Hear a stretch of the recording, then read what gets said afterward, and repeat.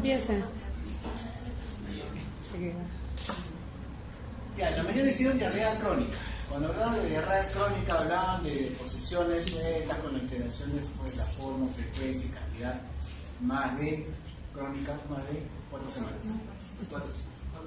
Aguda, menos de 2, menos de 2. Y entre 2 y 4, 3. Intermedias, persistentes. Son cuadros que todavía están en fase de definición. Están en la zona rosa.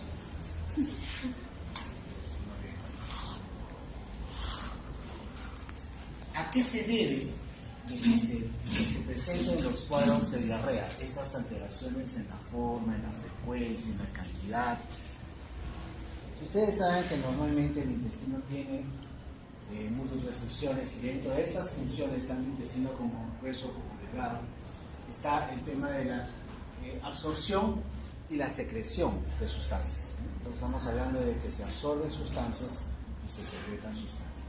Entonces la alteración en esa función de absorción y secreción es lo que nos va a dar las alteraciones en la forma y en la frecuencia de la deposición y en la cantidad también, ¿no? ¿Qué pasa con el tema de la diarrea? Ok, lo que va a pasar es que la absorción va a disminuir, lógicamente va a quedar más volumen en el volumen intestinal, y la excesiva secreción de sustancias de agua y electrolitos hacia la luz intestinal van a también aumentar el volumen de la deposición. ¿Cuáles son las causas que pueden alterar este tipo de funcionalidad? ¿Por qué se altera la absorción y la secreción? Por ejemplo, si nosotros disminuimos la absorción intestinal, okay, dentro de las múltiples cosas está la disminución de la longitud del intestino, cuando hay una alteración a nivel de toxinas, estas toxinas alteran la mucosa intestinal y no permiten la absorción de agua y electrolitos, ¿no? Cuando hay sustancias osmóticas que retienen el agua y electrolitos dentro de la luz abdominal, intestinal, ¿no?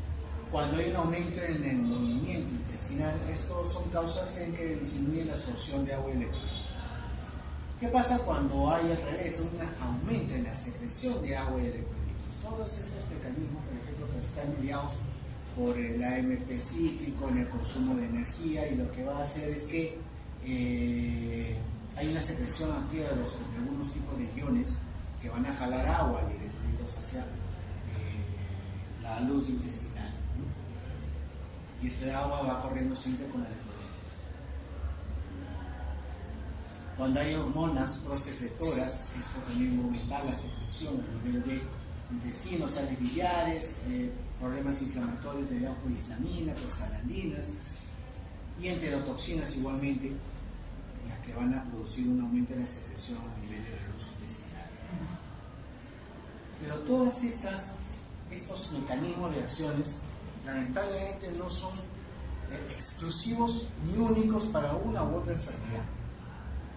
Lo que pasa es, lo que ocurre es que comienza a haber una interacción entre los mecanismos de acción y los factores etiológicos. O sea, siempre es la combinación de ambos mecanismos la que va a dar la alteración en la forma, en el volumen y en las características de la deposición, ¿no?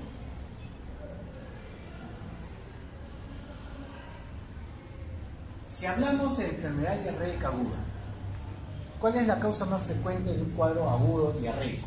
Todos hemos tenido una diarrea, no somos marcianos, ¿cierto? ¿Cuál ha sido la causa más frecuente en un tema de diarrea aguda? ¿Ah? No. Causa infecciosa por COVID. O sea, en forma general y global, los cuadros infecciosos son los más frecuentes dentro de las causas de diarrea. No es la única. Él dice problemas de intolerancia. Claro, hay problemas de intolerancia que causan diarreas osmóticas de tipo agudo, por supuesto. Todo problema crónico tiene que empezar en algún momento y comienza con un problema agudo. Entonces, pero las causas más frecuentes de los cuadros diarreicos son los problemas infecciosos. Dentro de los problemas infecciosos, ¿cuáles son las que pueden producir diarrea? Bacterias, Cólico. En general, ¿no es cierto? Y ahí está, todos. ¿Qué más? Virus, parásitos, hongos. Muy bien. Todos estos patógenos pueden en algún caso, en algún momento, producir cuadros diarreicos. Entonces, dependiendo de lo que estemos viendo, todas estas causas que ustedes ya han descrito tienen diferentes orígenes. Tenemos causas virales, rotavirus, se lo llevan de lejos, causas bacterianas, E. coli, enteroinvasiva, enterotoxigénica, pseudomonas, parásitos, giardia. Importante. El otro que nosotros vemos aquí en Lima bastante es Blastocitis subminis, por ejemplo, como causa parasitaria, hongos, la cándida, ¿no? Problemas en pacientes con inmunodepresión. Entonces, los agentes etiológicos van a depender mucho del tipo de paciente, dónde estén localizados, la edad del primario también es importante, ¿no? Es lo mismo. Es lo mismo decirles que un paciente que tiene un cuadro diarreico, un paciente de 20 años, que tiene un tiempo de enfermedad de 2 días, con un tema de deposiciones líquidas, abundantes, con dolor cólico, con tema de deshidratación, es lo mismo que si fuese este mismo paciente de 20 años con un tema de 2 días de enfermedad, con deposiciones escasas, con dolor abdominal difuso, no bien determinado, con sensación de alza térmica, dolores articulares. Es el mismo problema en estos dos pacientes.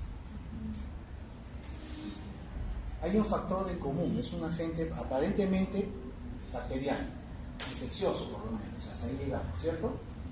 ¿O no?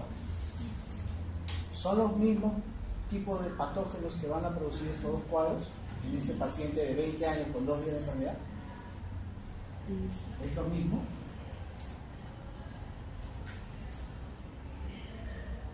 Uno es diarreas abundantes, el otro es diarrea escasa, uno es dolor cólico, el otro es dolor urente, uno tiene fiebre, el otro no tiene fiebre, el otro está con malestar, el otro no tiene mayor tema, uno está deshidratado, el otro está sudoroso. ¿Es lo mismo? Entonces estamos viendo que existen diferentes alternativas, o sea, diferentes tipos de lesión que nos van a dar diferentes tipos de sintomatología, siendo un patógeno, aparentemente bacteriano hasta el momento. Puede haber sido viral, sí, probablemente. Pero en todo caso estamos viendo que, sea cual sea el patógeno, está actuando de forma diferente en una persona. El mismo grupo etario, el mismo tiempo de enfermedad. Entonces, estamos viendo que existe un daño a nivel de mucosa en forma directa y un daño a nivel no de mucosa en forma directa, pero sí que altera la función de la mucosa. En un caso que altera la función de la mucosa, estamos hablando de que las deposiciones pueden ser abundantes, frecuentes, llevan a la deshidratación, dolor cólico intenso, y en el otro caso que dañan la misma mucosa, estamos hablando de que es un paciente con deposiciones escasas, diarreicas, puede haber o no moco, sangre, fiebre, dolores articulares, malestar general. Entonces estamos viendo que existen 2 tipos de problemas a nivel de diarrea en el tema infeccioso: el daño de mucosa en forma directa y el daño por sustancias que alteran la función de la mucosa. ¿Cierto? ¿Cómo se llama entonces ese mecanismo en el cual estamos viendo daño de la mucosa, en el cual hay inflamatoria, bien, y pasiva? Esas son las diarreas entero-invasivas.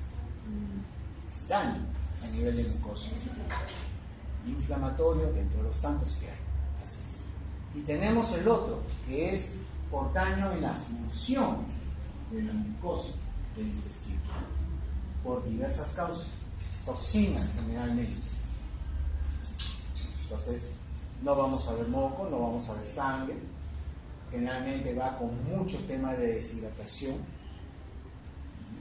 sin fiebre a veces, y esos son los daños por toxinas, y se llama diarreas enterotoxigénicas. Son dos grupos grandes de lesiones que podemos ver.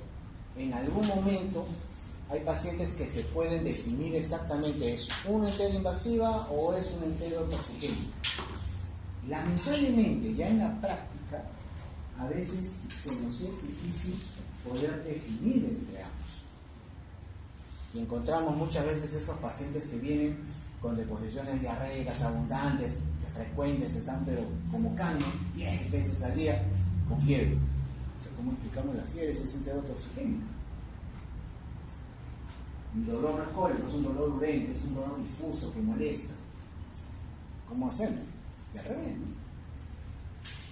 Se sobrepone la sintomatología. Pero la idea es tratar de definir hasta lo posible de que existen dos tipos de lesiones cuando son temas bacterianos, infecciosos en general, y que pueden producir diferentes sintomatologías. ¿Por qué hacemos esta diferencia entre enterotoxigénico, enteroinvasiva? ¿Por qué? Al final, nosotros, el paciente no le interesa que me diga, que yo le diga, sí, es una diarrea enterotoxigénica, probablemente has comido algo, una chilena, ¿verdad? Momentito, a mí que me interesa, lo que yo quiero es mejorarme, entonces sobre eso se apunta.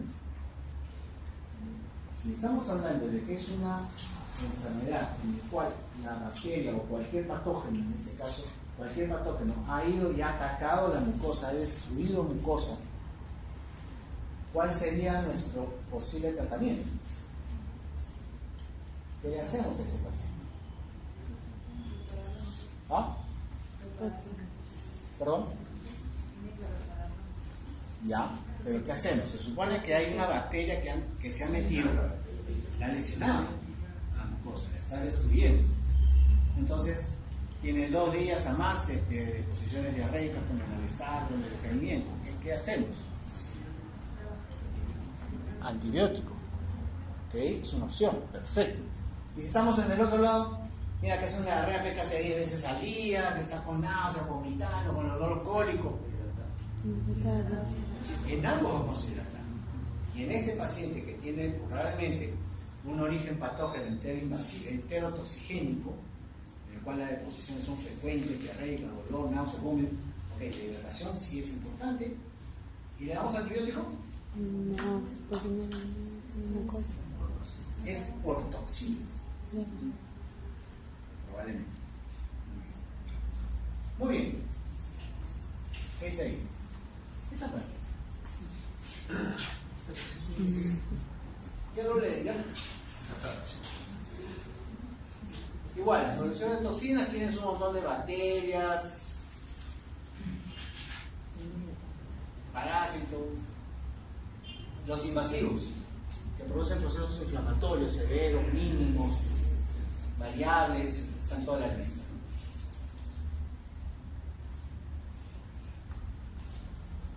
La clínica, o sea, lo que vamos a encontrar en un paciente, va a depender mucho de cuál es el origen del problema de la diarrea.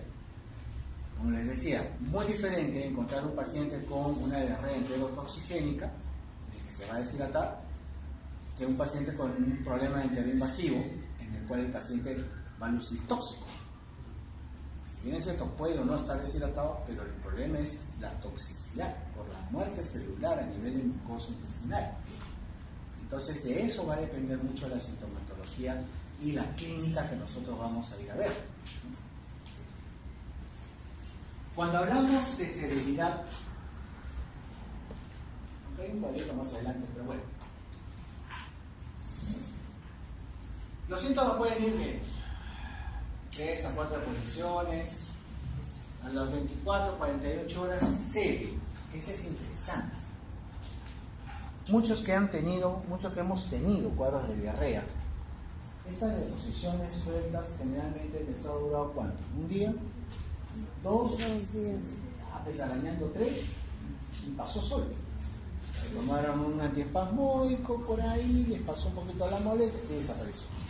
Esa es la historia natural de la enfermedad.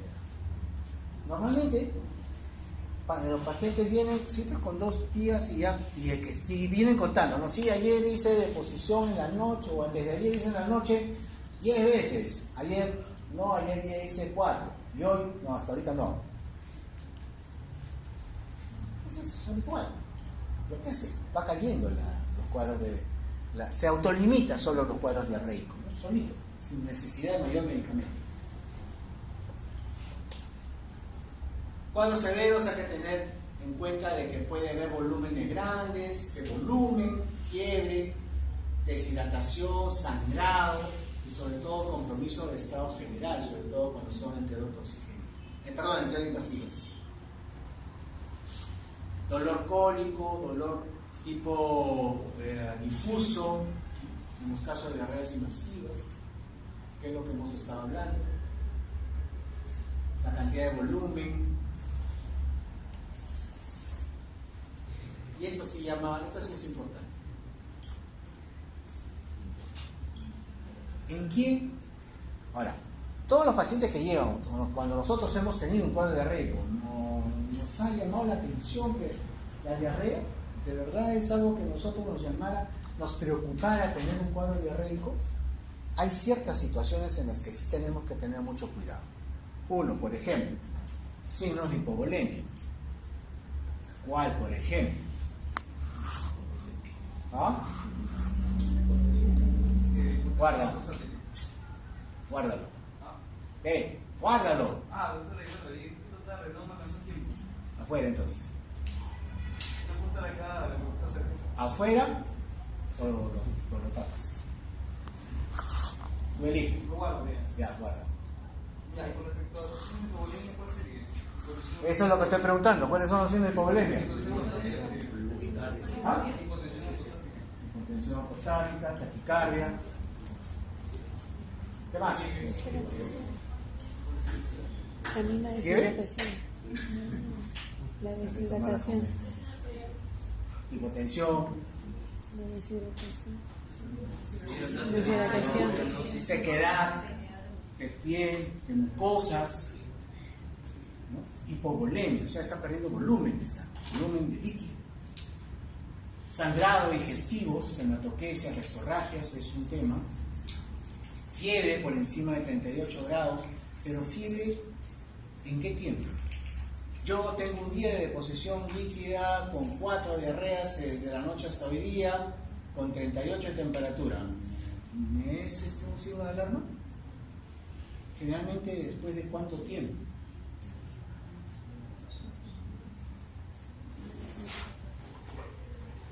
Un par de días. Si esto se mantiene o va en aumento, el tema es que no se está autolimitando. Entonces ahí sí tenemos que ayudarlo con algo, ¿no? Más de 6 cámaras diarias y todo esto, como le decía, más de 48 horas, que no haya mejoría o que esté en aumento, entonces sí la cosa para. Dolor abdominal severo, ¿no? Dolor abdominal que vaya en aumento inclusive. Y en esto sí es importante, pacientes seniles, adultos mayores. Generalmente, como siempre les digo, ok, los pacientes adultos más de 65 o 70 años siempre tienen comorbilidades, o tienen un proceso de insuficiencia renal, insuficiencias hepáticas, o son diabéticos, o son hipertensos, o toman algunos medicamentos que pueden alterar este tema del cuadro diarreico, ¿no? ¿Qué podemos encontrar en el examen físico? Bueno, los signos de deshidratación por ahí, el abdomen, extendidos, los sudaderos, ¿cómo están? ¿Aumentados, disminuidos? Pueden estar aumentados. ¿Duelen, no duelen? Sí, dolor. ¿Hay dolor? Dolor difuso. Dolor. Dolor difuso. Estamos en el examen físico, no estamos en la anamnesis. ¿Qué es lo que vamos a encontrar en el examen? Tolerabilidad difusa puede haber, ¿no es cierto? Es lo mismo del anterior. Temas invasivos, no invasivos. ¿Qué hacemos cuando tenemos un paciente con un cuadro de diarrea agudo? Inicialmente,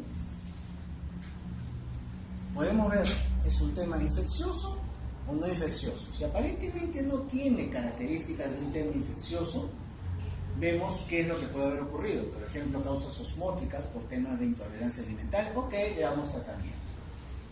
Por ahí le quitamos el alimento, controlamos la alimentación para que no tenga esa carga osmótica, le damos algún astringente, etcétera, etcétera, etcétera. Manejamos en forma sintomática.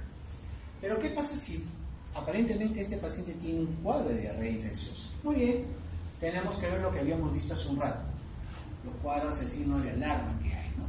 La fiebre alta, la diarrea con moco, sangrado en la deposición, dolor abdominal intenso, el tema de que esto está durando ya más de 48 horas. Si todos estos partes del cuadro de alarma, los signos de alarma se encuentran presentes, entonces tenemos que ir buscando el origen de este problema. ¿Qué es lo que está produciendo eso? Entonces, ya si tenemos que estamos en un tema en el que tiene signos de alarmas, aparentemente es infeccioso, podemos comenzar a evaluar lo que se llama el tratamiento antibiótico. Dentro de los cuadros de lo que tenemos que tener en cuenta para iniciar un tratamiento, un esquema de tratamiento antibiótico, están los temas de diarrea nosocomial, son pacientes especiales, son pacientes que están hospitalizados, diarrea del viajero y diarreas por inmunodeficiencia.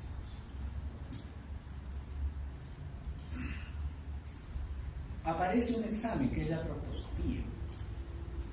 La proctoscopía básicamente se utiliza ¿para qué? Para ver toma de muestra de fresco. Hay algunos diagnósticos, como ustedes habrán visto en la mañana, que necesitamos hacer toma de muestra en fresco para esos exámenes y a través de la proctoscopía. Ahora, ¿qué pasa si en estos cuadros diarreicos no tienen los signos de alarma? Es un tema infeccioso aparentemente. Entonces lo que podemos darle es tratamiento sintomático. En el tratamiento sintomático vemos, ok, no resolvió, tenemos que seguir buscando. Entonces ahí reevaluamos para poder comenzar con pruebas diagnósticas. Y dentro de esas pruebas diagnósticas, hasta en una lista larga, puede ser cultivos de heces a través de la proctoscopía. Ese es importante. A ver. Tengo un paciente de 20 años con un tema de diarrea de 2 semanas. Y las deposiciones vienen con dolor abdominal, vienen con deposiciones con moco, vienen con malestar, decaído. Primer diagnóstico, con 20 años. ¿Cuál es? ¿Ah? Diarrea aguda. Aparentemente infecciosa. Hasta ahí estamos, pues ahí estamos. La diarrea aguda, muy bien. Pero, ¿qué otros diagnósticos en este paciente de 20 años podemos plantear?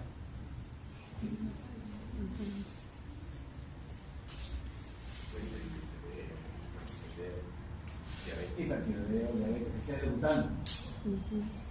Claro, que tiene 2 semanas de diarrea.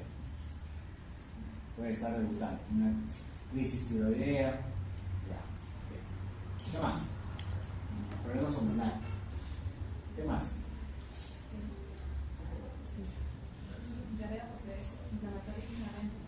Diarrea por enfermedad inflamatoria intestinal. Muy bien. ¿Y si este paciente ya no tiene 20, tiene 70? Una neoplasia. ¿Qué más? Una diarrea osmótica. Ok. ¿Qué más? Aparte de tema infeccioso. Problemas hormonales, ya, ok.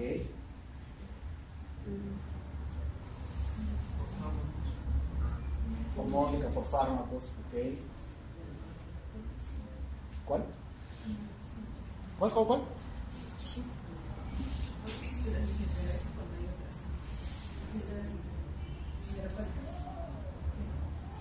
Ya. No ha hecho nada. Otro, vamos. Otro. Está bien, piensa, está bien. Está bien. ¿Está todo bien? Mala absorción. Este mismo paciente que usted me dice de 70 años, con deposiciones diarreicas de 2 semanas, con moco, ¿Sangrado les dije? No. Ya, sin sangre, con dolor abdominal, con malestar general. Le dan, es una diarrea infecciosa. Le dan tratamiento. ¿Qué quieren darle? Ciprofloxacino. Ciprofloxacino, 500 mañana y noche por 3 días. Listo. En la noche regresa muerto. ¿Por qué? ¿Por qué? ¿Qué fue? ¿Ah? No, infeccioso. Definitivamente no era bacteriana. La madera te mata, no te mata, sí. No te mata así. No te pone sangrado. Habían dicho que no viene con sangrado. No, dijo que no era. Y es más, tienen los positivos si quieren pedirlo. Pero no visible. Ok. ¿Por qué se murió? Se supone que llegó, lo viste, le hidrataste, le mejoraste su presión, su frecuencia cardíaca, se fue y se murió.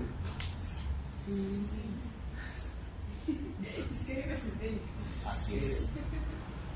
El tema no fue una diarrea infecciosa, fue una isquemia mesentérica. Trombosis mesentéricas. Así es. Estuvo haciendo isquemias mesentéricas y en un momento se trombosó. Pero el incurso viene con diarrea también. Por supuesto que va a Eso no hace un dolor. Eso hace dolor. Se supone que debe ir con sangre, no viene con sangre. Se supone que debe ir inflamación moco, no viene a veces con moco. El tema es dolor. Diarrea. Y diarrea. De comer.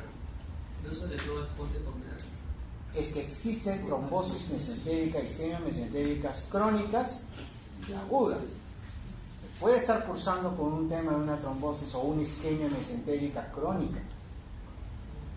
Que el hueco, el tamaño, el diámetro del vaso es así, pero él lo tiene ahí. ¿Cómo le duele? Claro, le va a doler. Pero eso se puede taponar otra vez o se puede tapar con un trombo. ¿Y qué pasó? Se trombosó, se necrosó y se... Entonces, hay que tener mucho cuidado con esta lámina. ¿Por qué? Porque esto es lo más importante. Diarreas las van a ver todas las veces del mundo. Pero necesito que tengan siempre presente que existen otras enfermedades aparte de las diarreas infecciosas, por bacteria, por virus, por hongo, por lo que quieran, y que pueden matar al paciente. Enfermedades inflamatorias intestinales, muy bien. Las colitis microscópicas no matan, pero molestan. Las colágenas, la diverticulitis y las isquémicas, tanto las trombosis como las isquemias. Eso sí es un problema. ¿Qué tenemos para poder valorar un cuadro diarreico? Habíamos hablado... A ver. ¿Cómo descartamos una isquemia intestinal? ¿Ah? ¿Cómo descartamos una isquemia intestinal? ¿Cuál? No sé, tenemos que... Con el antibiótico, ¿qué pasa?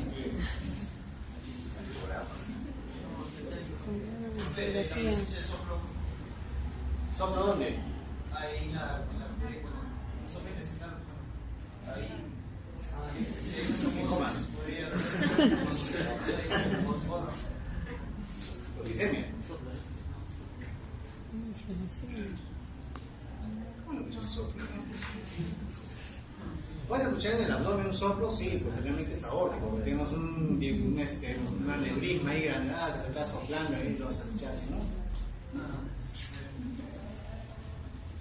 Para enfermedad inflamatoria intestinal, entonces, ¿cómo hacemos un diagnóstico de un cuadro de enfermedad inflamatoria intestinal? ¿Qué pasa si yo les digo, ok, hay que pedirle un examen de heces, este cuadro diarreico de 2 semanas? Y dentro del cuadro, ¿qué le pido cuando le hacemos juntar muestras de heces al paciente?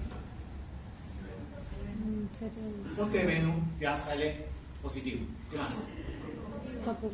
¿Cuál? Demora 7 días. ¿Qué más? Coprológico funcional. Muy bien. ¿Qué informa el coprológico funcional? Sí, es agudo. Pérdida de alguna sustancia, proteínas, grasas, carbohidratos, pH, presencia de flora intestinal, presencia de leucocitos. Leucocitos. Muy bien. Entonces se supone que si vamos a buscar en un cuadro diarreico agudo, pedimos un coprológico funcional o en el mejor de los casos pedimos una diferenciación celular, o sea, la cantidad de leucocitos que hay en la deposición. Si esta diferenciación celular me dice, sí, tiene 30 leucocitos por campo, normalmente no debe haber. ¿De qué estamos hablando? ¿Ah? Una diarrea inflamatoria. Y hasta ahí llegamos. ¿Cuál es el origen? Podemos hablar de inflamación intestinal tipo Crohn o colitis, o podemos hablar de una inflamación por causas bacterianas o virales, o podemos hablar de una inflamación por, no sé, radiación. No. Me dice simplemente que hay un tema inflamatorio a nivel intestino, no me dice más. Entonces, ¿qué otra cosa podemos utilizar para poder definir qué es lo que puede ocurrir con un paciente en un cuadro diarreico agudo? Biopsia.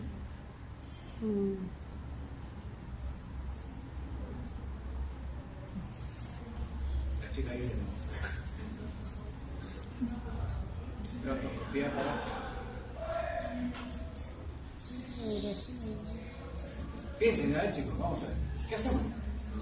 Lo tiene el paciente ahí delante, ¿qué hacemos? ¿Qué le piden?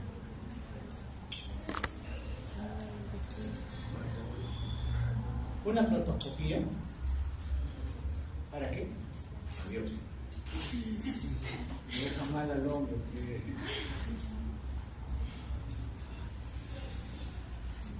Tome muestra en fresco. ¿Puedo? Para buscar qué parásitos con tome muestra en fresco. ¿Qué dijeron en la mañana? Eso se expuso en la mañana también ustedes. ¿No? Ameba. Ya habían dicho por ahí ameba en algún momento. ¿Cómo se busca la ameba? Muestra en fresco. Sí. Pero esa muestra en fresco se toma a través de proctoscopio. Se mete el tubo, se mete el hisopo, se hace un hisopado de la mucosa sin preparar, a la lámina, su agüita destilada y al microscopio. Esa es la forma de buscar. Si se hace de otra forma, se demora y la ameba se muere, se lisa, se destruye, no lo encuentra. Tiene que ser en el momento. Bien. ¿Y cómo descartamos las colitis microscópicas? Biopsia, no hay otra. Eosinofílica, colágena, linfocítica, lo que fuera. ¿Y la isquemia intestinal?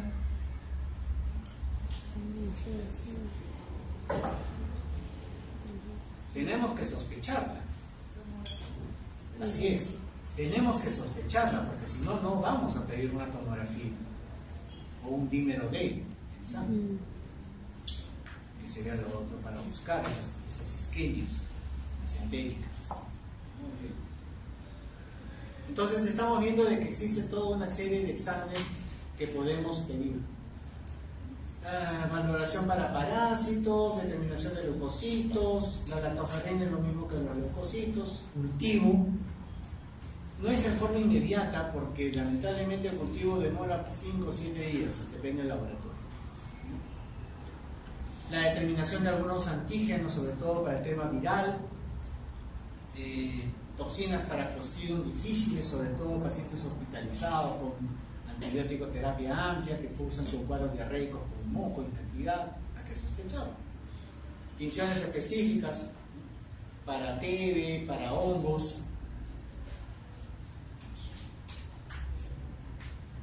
¿Cuál es el tratamiento para todo este tema de diarreas agudas. ¿Qué tenemos? ¿Cuál es el principal? Ya está, listo, se acabó el tema. Para diarrea aguda es hidratación. No hay otra. Y lógicamente, si es que esto tiene pues malestar general, alza térmica, dolor abdominal, varios días ya con el problema, podemos utilizar toda una serie de medicamentos sintomáticos para eso, ¿no? Sales de rehidratación para todos. Racecadotrilo, los inhibidores de las encefalinas, es una de las alternativas para poder secar el intestino delgado cuando el tema es un aumento en la secreción intestinal. Como alternativa, opiáceos. ¿Qué tenemos como opiáceos? Codeína, ese jarabe para la tos, sirve como antidiarreico. Loperamida, que es lo que tenemos aquí en el mercado, disminuye la motilidad. Agentes absorbentes, el caolín pectina, el carbón activado, que otra vez ha vuelto a reaparecer. Colestiramina, que no existe en Perú todavía, lo traen de Ecuador, sirven para como agentes absorbentes. Las sales de bismuto, igualmente. Probióticos. ¿Qué son los probióticos? Esto últimamente tiene mucha importancia. No necesariamente son bacterias, porque hay unos que se utilizan como probióticos. Pero son cepas especiales, ¿no? Son microorganismos vivos que nos van a ayudar a tener un efecto favorable en el organismo. Eso es lo que se llama un probiótico. El tema es que existen muchos mecanismos de acción dependiendo del tipo de bacteria o el tipo de hongo que se utilice. Existen mecanismos de competencia. ¿Cómo así? Entran estos probióticos y compiten por el alimento, por las células, con las bacterias patógenas y las eliminan en esa forma. Existen toda una serie de juegos de sustancias que vienen con los probióticos en los cuales bloquean el efecto patógeno de algunas bacterias. Los probióticos no solamente están estudiados y vistos y probados en temas de diarrea, sino también están probados y vistos en otros problemas, por ejemplo, el síndrome de intestino irritable, las alteraciones de movimiento, entran probióticos. Algunos problemas tipo cáncer de colon, se utiliza probióticos en los pacientes postoperados para evitar que tengan recaídas en el tema neoplásico por diferentes mecanismos de acción. Entonces, es un compuesto que se está utilizando últimamente con mucha frecuencia.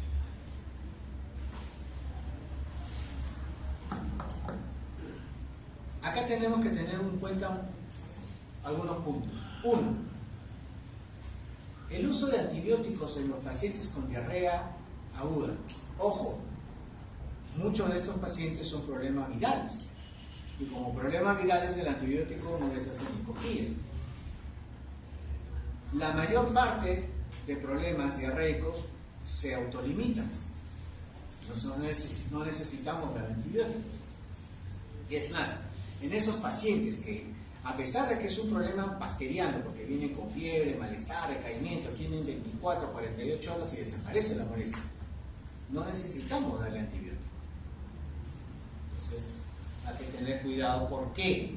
Porque existe un problema de formación de cuadros de diarreicos por Clostridium difficile, y también existe el problema de la, ¿cómo se llama eso? Cuando le damos antibióticos por gusto y crea una resistencia ¿a qué? Una resistencia bacteriana a los antibióticos. Y ese es un problema en que ustedes van a tener que lidiar muy frecuentemente, porque las generaciones antiguas daban antibióticos a diestra y siniestra. Lamentablemente siguen saliendo antibióticos de nuevas estirpes y cada vez más potentes uno que el otro, y las bacterias siguen produciendo mecanismos de resistencia para estos antibióticos. Es un problema serio. Y eso es por el uso indiscriminado de los antibióticos. ¿Qué antibióticos tenemos? Y hay una lista larga, dependiendo del tipo de bacterias. En general,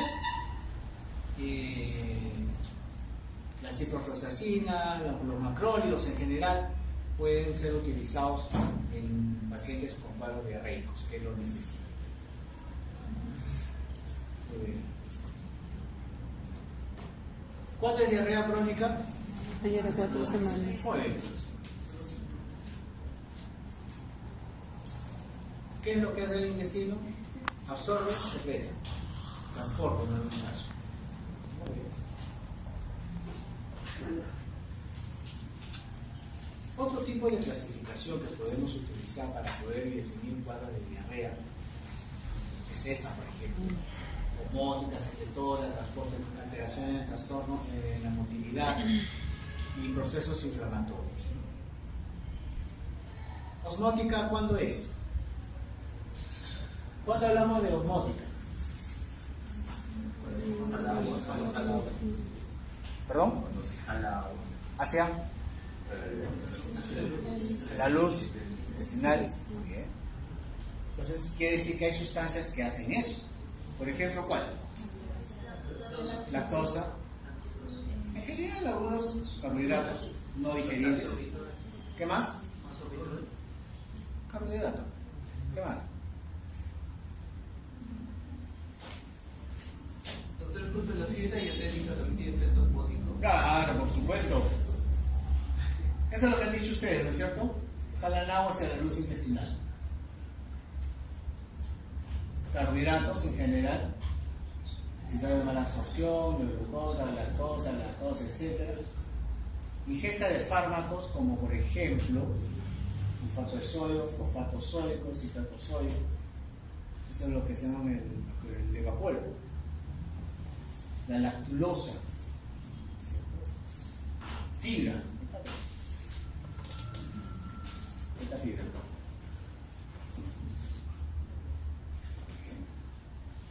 Cuando es secretora, ya habíamos visto que aumenta, ¿no?, la secreción de líquido y electrolitos a través del consumo de energía MP cíclico. ¿En qué casos? Enfermedades inflamatorias intestinales, por ejemplo, bronquiolitis ulcerativa, el SPRU, linfoma, que es la gran simuladora de todo, gastroenteritis eosinofílica, es un tipo de proceso inflamatorio microscópico, hay que buscarlo con biopsias. Procesos infecciosos intestinales, por ejemplo, las enterotoxinas, que es el ejemplo clásico, la del Virium cólera, que es el ejemplo clásico, micobacterias, parásitos, hongos, tumores, esos problemas que nos dan problemas hormonales, el Sjögren's, el hipergastrinoma, tumores carcinoides, problemas de tiroides, productores de hormona tiroidea, colagenopatía, laxantes, recensiones intestinales, como aumento en la secreción de líquido de electrolitos hacia la luz del intestino. Motora, como por ejemplo, ¿cuál? Diabetes. Muy bien. Pero no, que es el pan de cada día.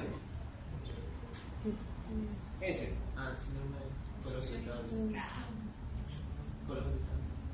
No se dice colon. Intestino irritable. Muy bien. Ese es el ejemplo típico.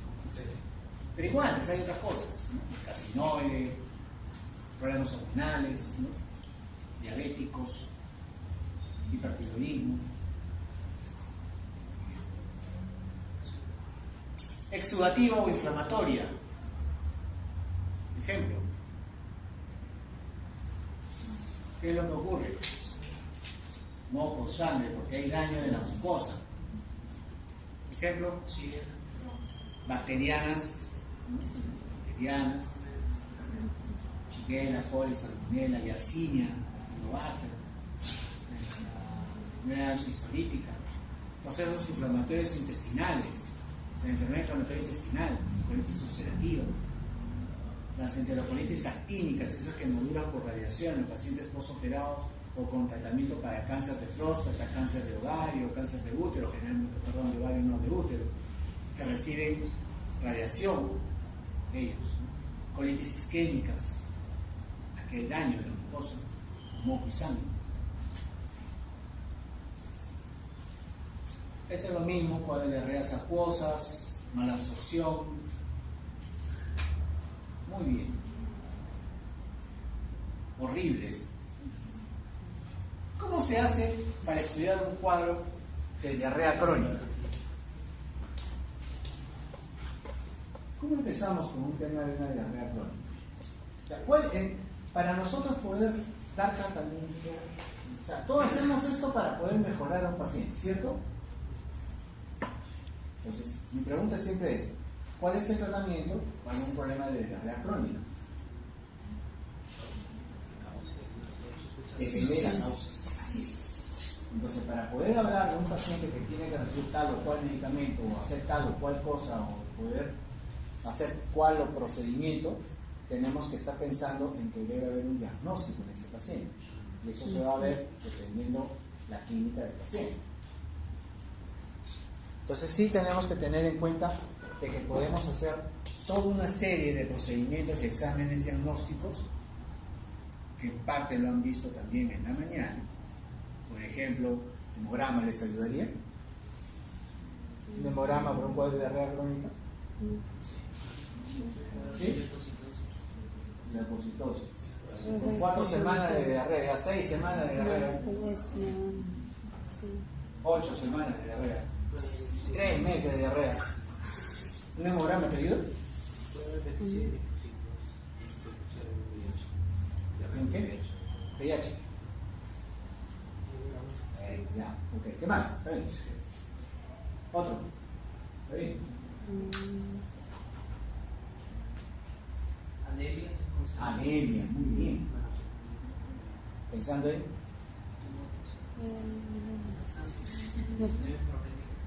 ferropénica, ya va uno. ¿Y la otra? ¿Ah? ¿Qué? Tiene que ver carbohidratos con anemia. ¿Ah? ¿De qué vitamina? Sí. ¿Qué otro tipo de exámenes podemos pedir? Problemas, estamos viendo de todo lo que hemos hablado, de toda la etiología de que hemos estado presentando y hablando, pues tenemos que comenzar a pensar cuál es el problema. ¿Es un problema infeccioso? ¿Es un problema inmunológico? ¿Es un problema hormonal? ¿Es un problema de movimiento? ¿Qué es lo que pasa? ¿Qué es lo que está pasando con este paciente? Entonces, dependiendo de donde nosotros estemos pensando, vamos a dirigir nuestros exámenes. Podemos terminar, podemos hacer un hemograma, podemos hacer cultivos aceptables, cultivo de orina, de heces, no orina, cultivo de heces. En algún momento podemos pedir exámenes endoscópicos, colonoscópicos. ¿Por qué endoscópicos estamos hablando de diarrea? Por el gasto que fue el procedimiento de endoscopía alta. Una parte. O sí, justifico que tiene que hacerse su endoscopía en un cuadro de una diarrea crónica. ¿Pensando en qué?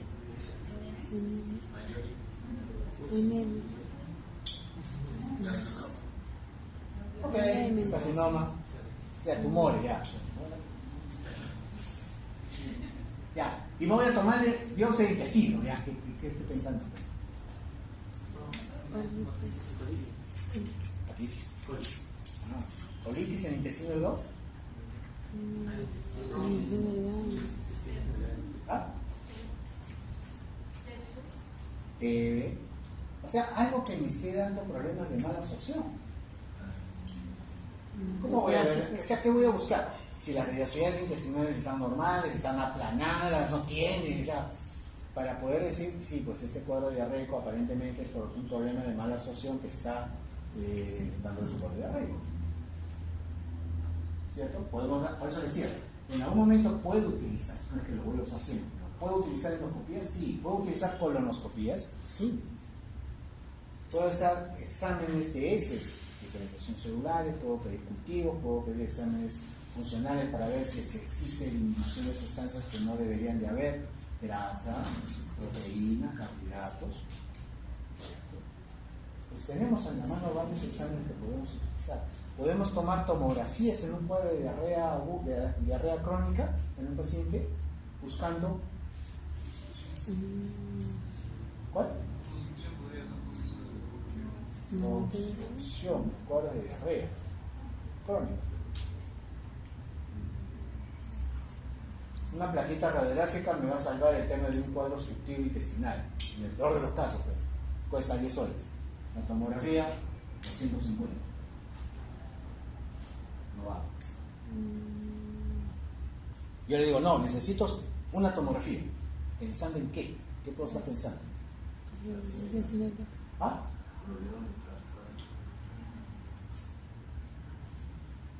NMD.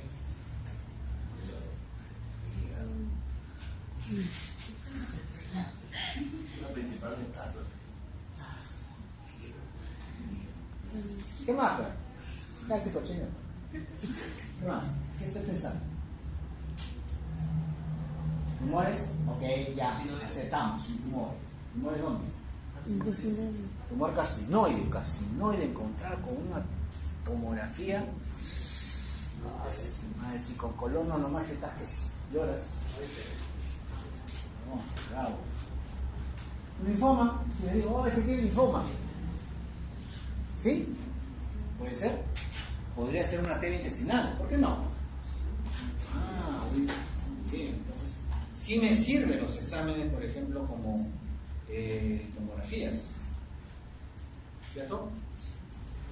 Entonces, dependiendo de lo que nosotros estemos planteando como posibles diagnósticos, vamos a nosotros encontrar que pueden haber toda una serie de exámenes que vamos a poder realizar para poder encontrar ese diagnóstico. Tratamiento depende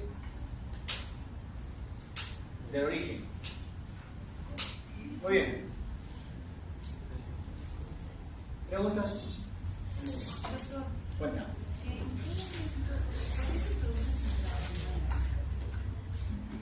Qué interesante. ¿Por qué puede producirse sangrado en una diarrea? ¿En qué casos?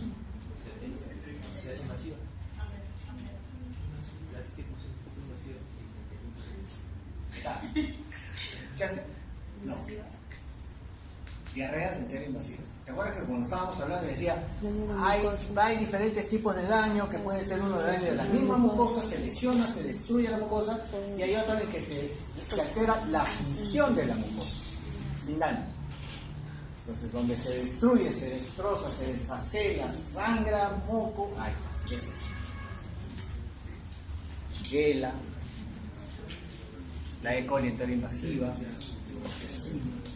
eso se dan con sangrado. ¿Preguntas? ¿Y cómo la diferencia de la exudativa solo por el tiempo? ¿De qué? De la exudativa solo por el tiempo. Como les dije ayer al empezar, tenemos toda una serie de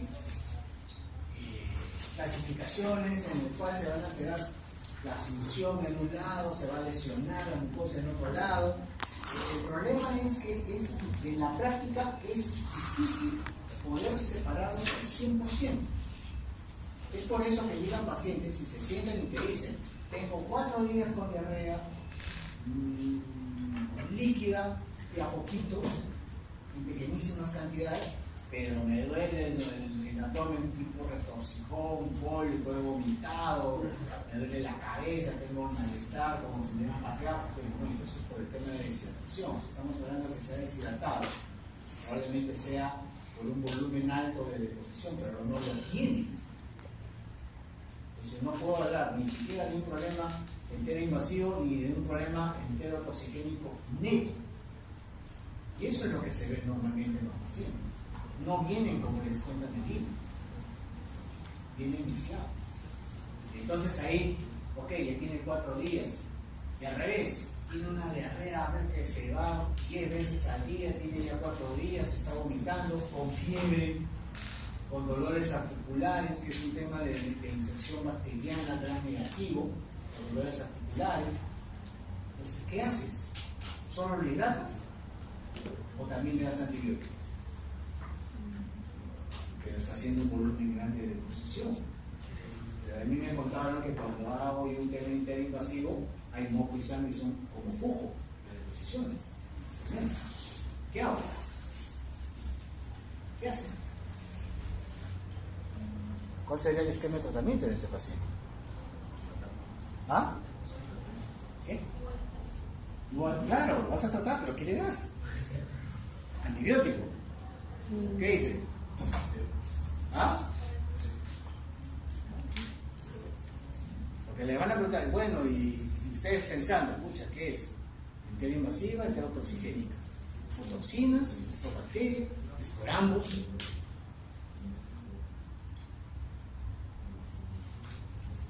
Van a la clínica. Como le dije, no es sencillo.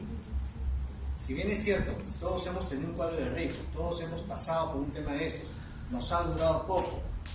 Tanto así que en el segundo día, tercer día ya comenzamos a tomar antibióticos. La primera dosis de ciprofloxacino, de la primera dosis de cualquier quinolona, el paciente mejora. Vale. ¿Fue por el antibiótico la quinolona? ¿O fue porque ya estaba en su ciclo que ya le tenía que mejorar? Es difícil saber. Y a nosotros nos pasa. Todos han tomado en algún momento, qué sé yo, pues una sulfa tipo Bactrim o una amoxicilina cuando están con un cuadro diarreico y les paró. ¿Fue el antibiótico o fue la historia natural de su enfermedad? Es difícil decir. No es sencillo. Y hay cuadros de diarreas crónicas que de verdad son un dolor de cabeza. Porque le hace desde la A a la Z y no mejoran el paciente. Inclusive dándole pruebas terapéuticas sobre crecimiento bacteriano, de todo. ¿No? Tratando el intestino irritable. ¿No? Tengo un par de pacientes así que son tolerables. Y dentro de los planes de tratamiento, en algún momento, sobre todo para el intestino irritable, se utilizan antidepresivos. No porque le voy a mejorar la depresión, la ansiedad, no para eso. Para el tema del cuadro del intestino irritable. Sobre todo cuando van con dolor. Hay muchos que se quejan. Y ellos mejoran con antidepresivos. Como es parte del esquema de tratamiento que se tiene. ¿Preguntas? Perfecto. Cuenta. Doctor, había mencionado el tipo de dolor entre los dos. ¿Cuál era la diferencia?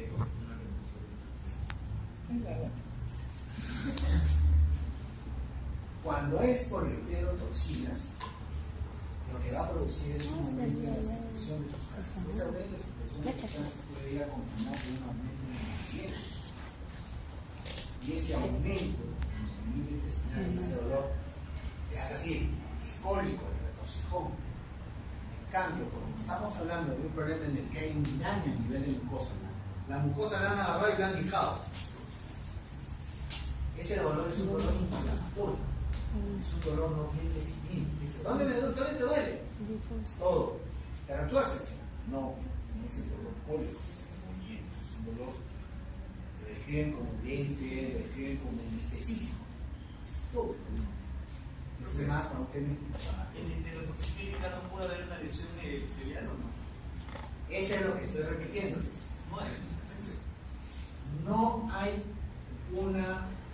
No hay un cuadro clínico neto, exclusivo, de enterotoxigénico, de enteroinvasivo. Lo que normalmente, ese es académico, lo que normalmente vemos es la suma, digamos, que en algún momento el paciente tiene más sintomatología para el enterotoxigénico y en algún momento este paciente tiene más sintomatología para pensar en un enteroinvasivo. Pero es difícil encontrar esos puros. Ya no hay puros. No hay. Es difícil. Quería preguntar sobre, más que todo, ¿la uremia puede funcionar a que sean diarreas? La uremia. Ajá. Había escuchado así, pero algo pero no he entendido por qué. Yo se imaginaba una diarrea hemorrágica, algo así. ¿Diarrea qué? hemorragia por uremia. Lo que produce la uremia a nivel de tubo digestivo es un proceso inflamatorio. Y eso es en realidad en todo el organismo. Por la misma molécula. Sí, produce. Y es esto, y es bien frecuente encontrar en esos pacientes con problemas de IRC, insuficiencia renal crónica, cuando hacemos procedimientos de endoscopía, temas inflamatorios en todo el estómago, predominantemente, también en el intestino, pero predominantemente en el estómago, le damos una gastritis lenta. Y tiene que llegar al punto de que haga una lesión vascular Claro, y produzca una así es. Ten en cuenta que la mucosa del tubo digestivo nace de la boca y termina en el ano, todo es parte del tubo digestivo, y todo se compromete. No es frecuente encontrar, por ejemplo, hemorragia digestiva baja por uremia en pacientes con insuficiencia renal crónica, no es lo frecuente. En sangrados de hemorragia digestiva alta, no, es más sintomatológico, es más por inflamación. No se ve tanto sangrado, puede tenerlo, igual que la gastropatía hipertensiva portal. Igual, se ve todo como esa mucosa, como la piel de la serpiente, así muteada por varios lados. Esa es la característica.